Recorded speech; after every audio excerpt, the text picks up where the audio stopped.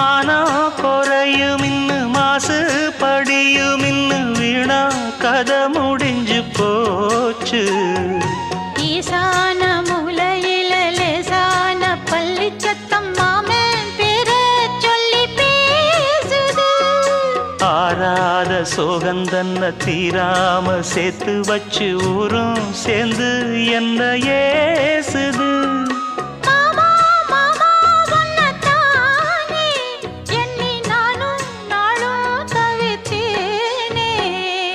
கூண்டுக்குள்ள என்ன வச்சு கூடி நின்ன ஊற விட்டு கூண்டுக்குள்ள போனதென்ன கோலக்கிளியே.